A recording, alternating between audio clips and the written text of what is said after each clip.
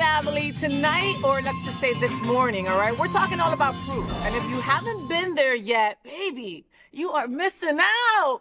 I was at their soft opening. Yes, I got the FayWhat VIP treatment, and it was delicioso. I brought my crew, Jason Nunez from the Fort Lauderdale LGBTQ plus chamber, Dana Davis from Marriott's Mary Productions, and of course, my Cuban, Teresa. Everybody left full and happy. I was obsessed with the drummies, like dangerously obsessed. Teresa was in love with the steak. Dana was clutching her pearls over the escargot, and Jason, he ate everything. He ate everything, and I had to fight over some burrata from him because he wouldn't let me try any, all right? Now, Proof Wilton Manors has been open for a few weeks, almost a month by the time this airs, and it already is becoming one of the hottest new spots on the drive. And the mastermind behind all of the flavor, one of the drive's brightest talents and fiercest food minds, Chef Marcy Miller, also known as Chef Minx. She's a flavor curator. I can't wait to ask her what that means. I love that. An animal lover and an out South Florida Award winner, and the woman feeding Wilton Manors with heart and heat, baby. Please welcome to my bed for the very first time, funny enough, Chef Minx. Miss Marcy is in the house. It's me. Yeah. Yeah, that's it. Honey, you're so cute. I love you. I'm so glad that you're here with us today. Congrats. Let's start off by saying congrats on Proof. Let's start with the basics, all right? Introduce yourself to the FayWhat family. Who is Chef Marcy in your own words? Okay, so my name is Marcy Miller. I am a chef and an artist. I go by Chef Minx. That's my handle on Instagram is Marcy Minx. I am a lover of food and all things creative, and I really am a fan of instant gratification. So it's a way of like putting my creativity and like having people experience it, and then I get to see their excitement like right away. And I'm all about nourishing people and community, and it's another way that I get to put my energy into something and give it back. I love that. I love that. And you've always been somebody to feed people, not just with food, but with feelings, you know? Yeah. Marcy, you've been in the industry for 20 plus years. Like, people don't see that by seeing your youthful glow. You know, like you've been everything from front of the house, back of the house, the middle of the chaos. What first pulled you into food to begin with? Well, I'm like, I didn't get this figure for nothing. I mean, I'm a people person. You know, I was like in retail for a while when I was younger, and I like food. And hosting was like the easiest thing to get into because you're basically like, hey, enjoy. Yeah. And then serving and things like that, being more interactive with it when I got a little more comfortable with myself and like the knowledge of everything. Being a server was a lot of fun. I worked at Rosie's for like 9.5 years. Wow. Doing that. Yes. Wow. I did my time. Yes, you did. That's paying dues and then some. I did. And they're a really good company to work for. So that's why I stayed there for so long.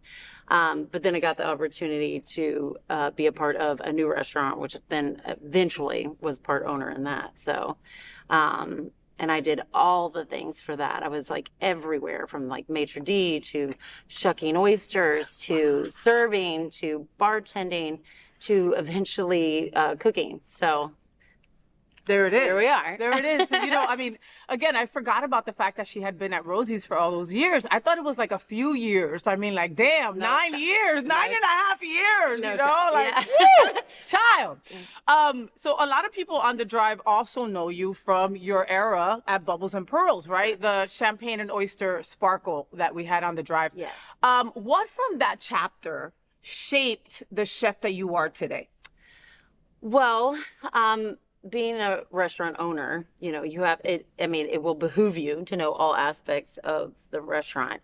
And there was a moment where I had to step in the kitchen, and I think it was very helpful too that I knew most of the guests coming in. So I already knew how they liked it, and I've seen it go out so many times that it was like repetitive, and it just turned out to be like a hidden talent of mine that I didn't even know, because like before then, like I was vegan for like 5 years, and I started my creativity in the kitchen just for myself because places just didn't have anything that I wanted. I was craving like classic dishes and like creative dishes, and people would everything had either tofu or mushrooms in that. And that's it. And like nothing creamy, nothing like, So then I was like, well, I could come up with something. And then I started doing it at home. But before that, I would have just say like, and before I was vegan, I was like, I don't cook. I can make ramen and I can make a really good. Really? Yeah, I can make a really good grilled cheese, but which I still can. But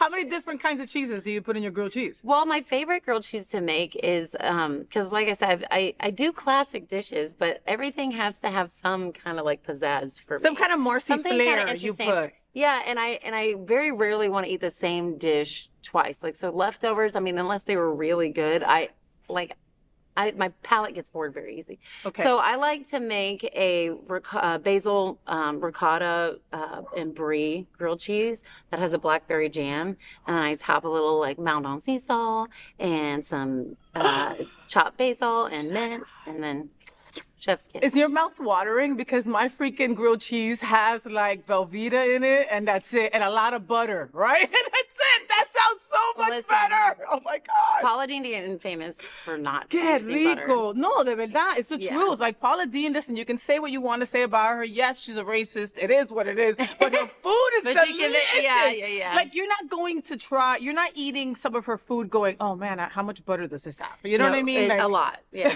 I wouldn't even ask.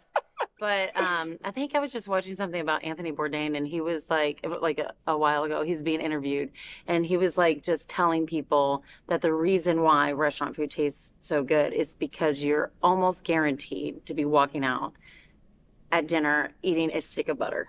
And everybody's like, and he's like, if it's a French restaurant, maybe a stick and a half. it's like, Yeah. Wow. So, I can see that. Yeah, butter definitely is the I love flavor. and what is it, EVOO that everybody has? Like, you know, if you go The to an olive Italian oil. restaurant, you know there's a shit ton of oil in that. Yeah, I But mean, it tastes Italian delicious. and French. I mean, that's why it's so tasty. So. Right.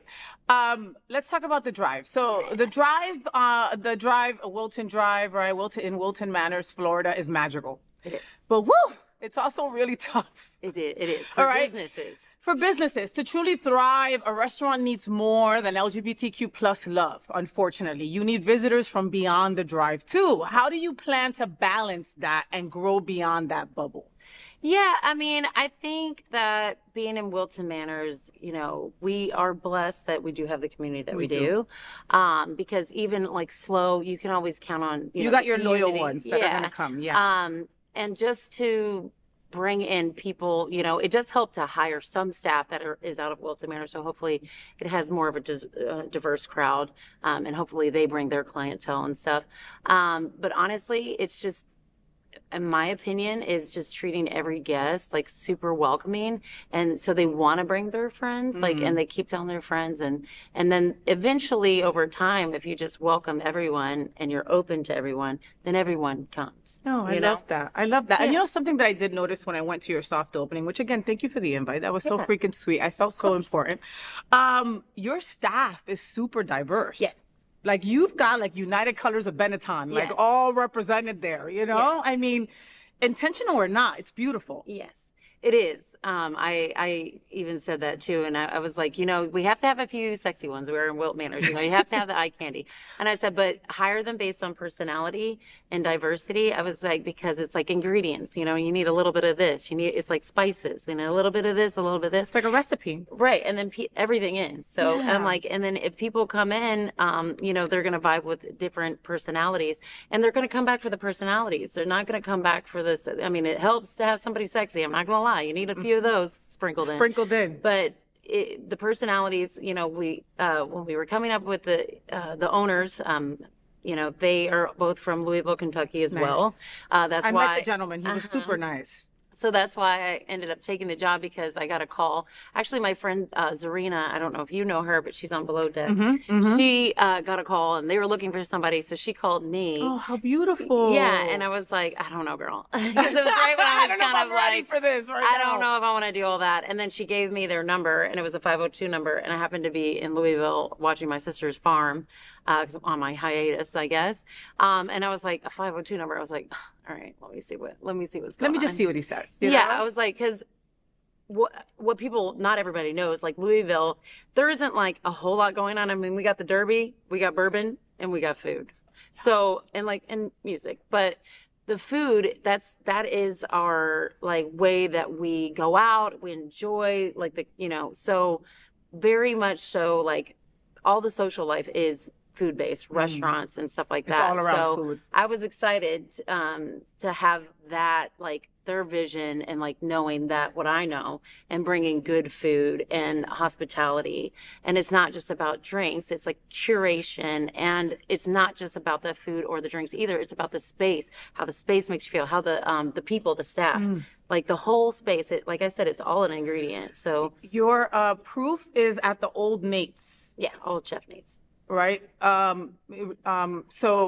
Proof is at the old Chef Nate's, but it looks completely different. Okay. So folks, if you walk into Proof, you're like, oh shit, this is Old Nate's for real. You know what I mean? Like, Yeah. you know, like again, like you're not only a flavor curator, you know, you're also an ambiance curator. Yeah. You know, I mean, because it goes so well with the food. Right.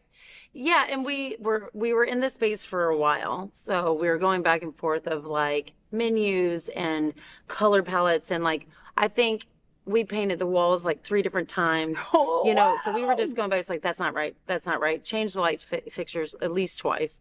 Everywhere. Like I was like, oh my God, child, like what are we doing here? You know, like just going back because it was like it needed to be just right, you know. And then the menu too, like I had so many different versions of the menu. So that's why I'm like, okay, when specials come, I'm like, I can go to my Rolodex of ideas that I've already had. So well, like you couldn't get away from doing the bone marrow. You had to. Like I remember seeing you before the place had opened, Yeah. right? And I'm like, you're bringing the bone marrow, right? Like, Yeah. And you were like, you know, like hell yeah, I'm gonna bring it back. You know? Yes. So when making menus and stuff, I always like to have a few like foodie dishes, just to like invite people to experience something different. But I also like to have approachable dishes. I like to have some creative dishes as well. I always like to have gluten-free and vegan options because I'm in the business of feeding everyone. So And everyone you were vegan, and I know so how you it know. feels. Yeah, so I do try to be cautious of dietary restrictions because I don't want people to have to come in and they're like, oh, everybody has that vegan friend, and like I want them to be like bring able to their go, yeah, well, you have friend. options, and it's not just a salad. Yeah. Or, you know. So it's like, yeah, I mean, so that's how the menu was. So Bubbles and Pearls, we had a bone marrow. So ours is a little bit different. Yeah. But honestly, I think with bone marrow, you don't have to get too creative with it because it's already like the flavors, like just roasted garlic and cherry and shallots, like to really just make that bone marrow taste really good with some crostinis. Oh, it's so good. And for you steak lovers, right? This steak with the chimichurri was like, oh my God, it would just like melt in your mouth. And I was like, okay, I need more. And then like I had already eaten my portion because we were all sharing, right? And then like when everybody looked away, I just pulled that plate closer to me and ate the rest because it was so good. Yeah, so that chimmy steak, I guess I'll tell the camera. That chimmy steak is one of our number one sellers. I think we're selling like 50 plus a day. What? Like we're McDonald's. Yeah. And what it is, it's skirt steak, and we marinate it in our house-made chimichurri for 24 hours, and then we put it in a sous vide machine, which I don't know if you know what a sous vide machine is. So it's a water I'm gonna bath. look that shit up now. Yeah, so it's like basically a water bath that you can gauge what temperature it's at. So we set it at 125, so it's like a perfect rare for an hour and a half. So it's already marinating, doing its thing. So when we pull it off, we have to sear it to temp and all that stuff. So that's why it's like tender, because it has all the juices in it. It's already been like, tenderized in the water bath, and then we do it over the crispy potatoes. So yeah, it's good. It's good. But I'm making chimichurri like I'm a Brazilian steakhouse. Imagínate, I can only imagine. You're making, if she's selling 50 a day, like, wow, like, oh my goodness. Like for me, comfort food is steak and mashed potatoes, right? Yeah. And I love that this was just a perfect portion. It didn't overwhelm me. I could still share it, you Right. know, like delicious. Try it. Okay. The drummies. Yes. I've I've told everybody about the drummies, right? I've talked about it on social media. I've told my friends to go eat it. Like so delicious, so flavorful. Also not just another drumstick, you know? Yeah, so that I'll tell you the story about those. So I had I always take people's ideas and stuff too, because everything is a collaboration. So originally I was going to do 2 jumbo drumsticks that were like, they look like turkey legs from Epcot, because the owners wanted something like Epcot, because like the around the world flavors and things. It didn't work, right? So somebody suggested that to me. And they're French, so they're like little tiny things. They're cutesy. The boys don't get their hands dirty, but we do it in a dry rub that we put all different seasons in it, marinate that first, then roast them, then we flash fry them in a bourbon maple barbecue sauce with garlic. Yes. So good, so good, so good. Marcy, what do you go eat? Like when you just want like a comfort bowl of something, what do you eat? I honestly, I'm do you eat cereal at night? Like what do you do? No, I'm ashamed to admit it, but like I'm always authentic. I have been eating Taco Bell in my car at the end of the night for like the last 3 days. Cause at the end of the night, when I finally everything quiets down, I'm like, dang, I'm starting to get a little hungry. And then I'm like, I'm not gonna have the boys make me something, I'm like, let them clean up. And then I go, it's like 2 a.m. I'm like, hello, old friend. Hello, old friend. There's something about Taco Bell that for whatever reason, I can't have it during the day, right? I've never been there at like 2 p.m. I've never been there. It doesn't But at exist. 2 a.m., it's so perfect. It's even made better. It's very odd. I don't know. Okay. But that's good that you're just like the rest of us. You see? Chef Minx is just like you. Totally. She has Taco Bell at 2 a.m.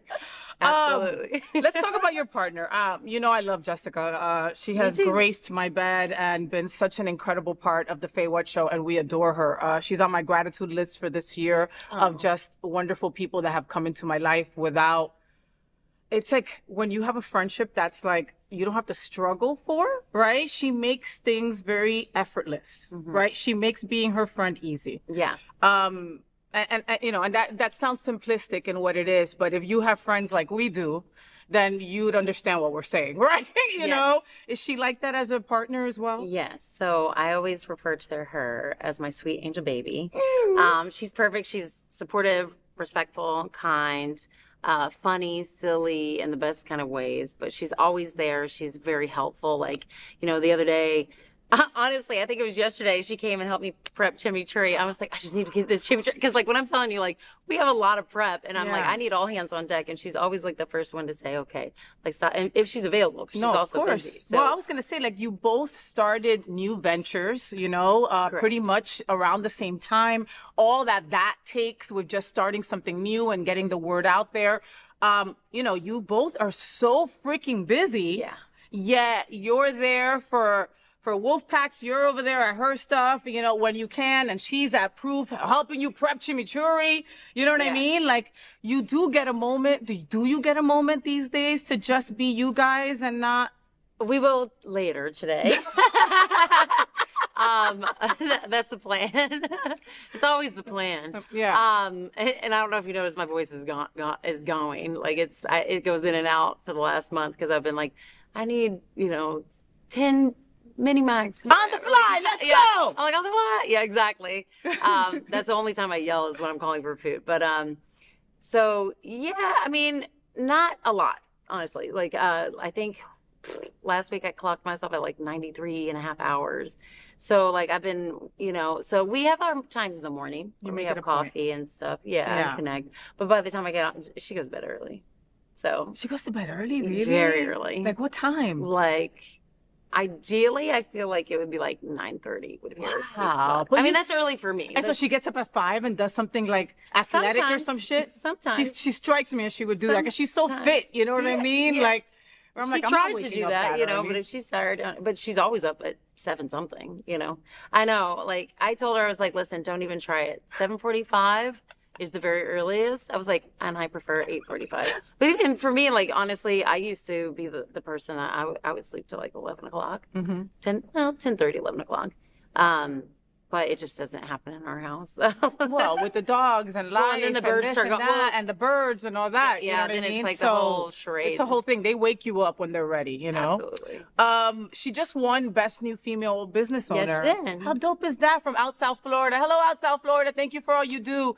How awesome. When I saw that, I was so happy for her because I know this is her passion. Yeah. And it's not easy to be a female business owner. It's not, and she's doing it all by herself. Like I said, like I help when I can. Mm-hmm. And like right before we open, I would be working like 5 days at the restaurant, and then she would have events like Saturday and Sunday, and I'd be like, all right. And then sometimes she would do double events. I go, okay, I'm out. Like I was like, I'm good for one, but like I'm not doing the double. Like I can't. That's my wife. She's like, I'm doing the early. I'll do the brunch. I'll Yeah. do that. Oh wait, you need for me to go back to Hard Rock at what time? No, sorry. Yeah, not doing I'm like, it, you have me for one. Yeah. But then I told her, I was like, okay, it's starting to get a little crazy. Like you're gonna have to. Well, I mean, it's the holidays. Again, you're starting, brand new businesses. Like it's a lot. It's a Yeah. lot. The fact that you guys get a moment to yourselves is a blessing. You know what I mean? What do you cook for Jess? She doesn't really love like Italian, so I steer away from that. Mm-hmm. It's just whatever comes to my brain at the Okay. time. We make a lot of crab legs at home. We I like love to crab do legs. that. Yeah. Also, I'll share a little trick on that. There is a box, I think it's like 2 pounds at Aldi of like snow crabs. Mhm. Like they're just frozen. All you have to do is just boil them and put like some Old Bay and whatever else you want to put on. Yum. And then we just get that in a bottle of wine. And that's like And our that's little it. thing. That's it. Get It's some like lemon 20 and just sit bucks. at the table and have a great date night. Yeah. I we love do that. Yeah. That's like our go-to like favorite thing. But I make steaks. She really likes chicken and like healthy stuff. So I try to make her chicken. I don't really eat chicken. So, What does she make for you? she makes really good Brussels sprouts. Oh, I love me some Yeah. Brussels sprouts with little bits of bacon or anything on it. No. Honestly, I don't know. I think it's like balsamic and something. Grilled. But I think that she makes Brussels sprouts better than me. Oh, I pass the ball to. For real? Well, I mean, she does it really well, so I just let her. I pass the ball. You know what I mean? I don't need to do it. I'm just saying, And eggs and stuff. She makes breakfast. Eggs aren't as easy as people think they are. Right. So she makes breakfast and things like that too. So. Make you, Yeah. make me a waffle. I'm a happy girl. Yeah. What does love on a plate look like for you? Love on a plate. Honestly, it doesn't have to look pretty. But if I can taste that you put a lot of effort in it, I like something that is like from someone's like grandmother's or mother's cookbook Culture or and stuff something, that they yeah. want to share. Like that's the dish they decide to share it. So it doesn't always have to be the prettiest or whatever. And then you feel like I was just saying, like it was somebody's birthday the other day, and like I wanted to acknowledge him because he was doing like really hard work, right? And he's the sweetest little thing. He's like one of our managers that approved.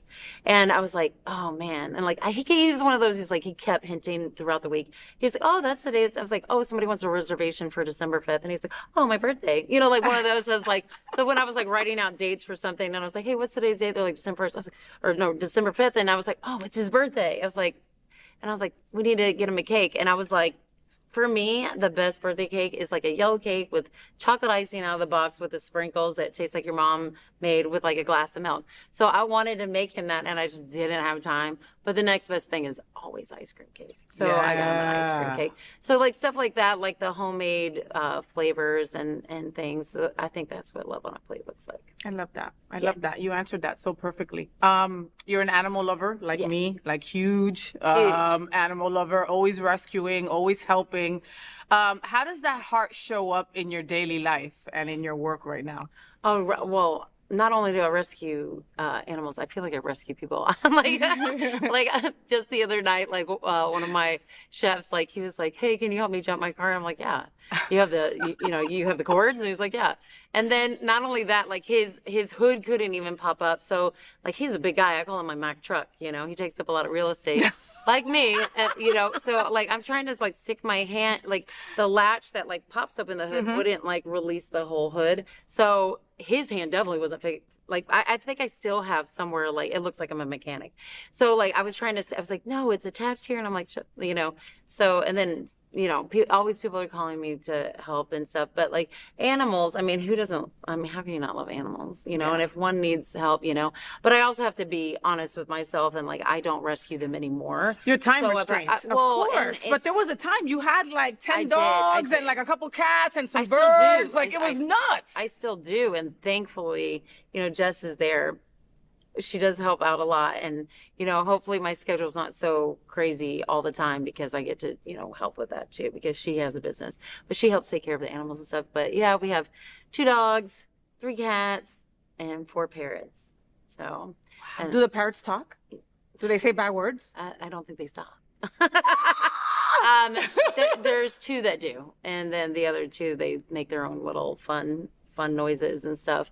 But I like parrots because I think it's like, and I'm always the person to call whenever somebody finds a bird, needs a bird, because not everybody likes parrots. And I think that the reason why I like them is like because like you can like look in their eyes and it's like it's crazy, like they look so wise and stuff. And they all have like such unique personalities. They're like little like toddlers and like people. Wow. And they're so funny and they're so sweet and they're just so clever and like they're just interesting. They're just the goofiest little things and they bring so much joy. I mean, they're laughing when we're laughing and I'm like, sometimes whistling and singing and stuff like. One, if I'm ever singing, she'll start singing an opera like, oh, like, so they bring so much joy. And I think that they're like the most underestimated pet. I just don't think people know. But the other thing is too, if somebody was going to rescue a parrot or buy a parrot, I would say don't and like rescue them because they do. I mean, they get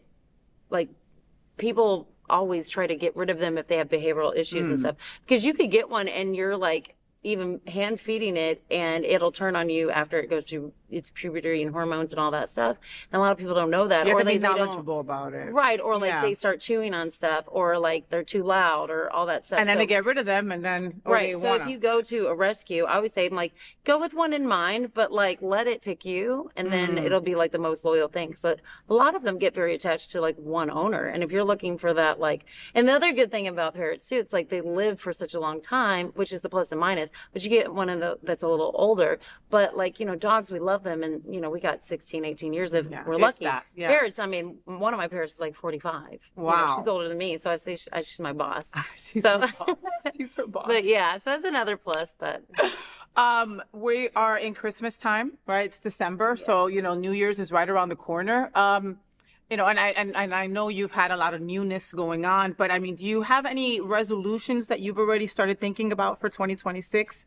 For you, for everything in general, for just... Yes, I have a resolution. Really? That I get 2 days off a week. Next year. That's shooting high.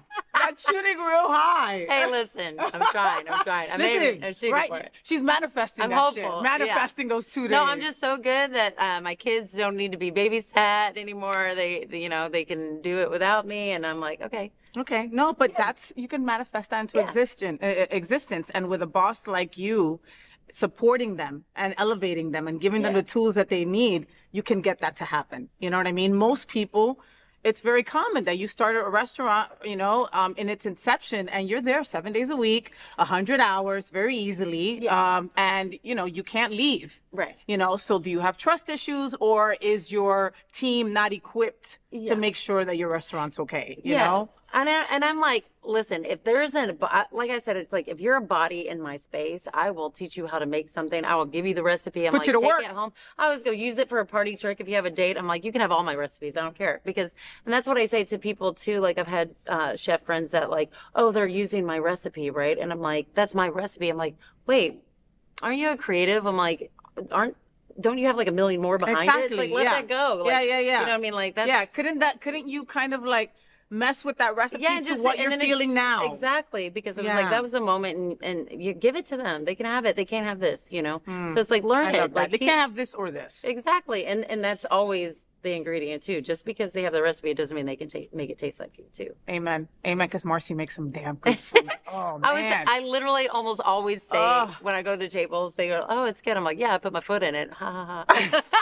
I just started with my big toe. No big deal. Exactly. I'm like, funny for us, you have cute feet. All right. So, Chef, we're going to play a little game, okay? It's one of my favorite segments. It's called Say What with FayWhat, and it's basically a rapid fire first thing that pops into your head kind of deal. You ready? Yes. I hope it's not like questioning me on news and stuff because I literally don't watch TV. Okay. In what freaking time? You don't have time? No. A little bit of time. You got to be with Jessica. I'm not going to tell you what's happening in Stranger Things. You don't even know. No, I would fail. All right, here we go. Sure. Ready? All right. Sweet or savory? Savory. Okay. If Wilton Drive were a dish, what would it taste like? Like a jockstrap. I don't know. No. What would it taste like? Cotton candy. I love that. Okay. One ingredient you can't live without. Capers. What dish could someone cook to impress you? Oh gosh, why is this so hard? I'm like my brain, lack of sleep. Lamb chops. Not easy. Your biggest kitchen ick. When people work messy. Dream dinner guest, living Dolly or Parton. Dolly See, I didn't have to Parton. think about that one. I love me some Dolly. What's the most Kentucky thing about you? That I drink bourbon. That's my favorite drink, probably. Bourbon is good. Okay. Your go-to stress meal after a long service. Taco Bell. Taco Bell. Taco Bell. Taco Bell. Taco Bell. Your partner Jess in one word. Amazing. Finish this sentence. The secret ingredient is always Love. Chef Minx, thank you so much for feeding our souls Thank you. feeding our city. Thank you so much. And again, if you haven't been to Proof yet, fix that shit. Get over there, all right? Go tip big, eat well, and support a local incredible queen, making the drive even more delicious, all right? So give them your best FayWhat, Miss Marcy. FayWhat. Yeah, there it is. Follow her at Marcy Minx, okay? Or I am the flavor curator. And also don't forget to follow Proof Wilton Manors and follow them, okay? Because they're always having incredible stuff. Their menu is delicious. Try to get yourself a reservation and sit at one of those fun chairs and enjoy. The lounge. Enjoy, all right? Happy holidays, Miss Marcy. Thank you Thanks so for much for having being me. you, baby. I love you. So that's it. That's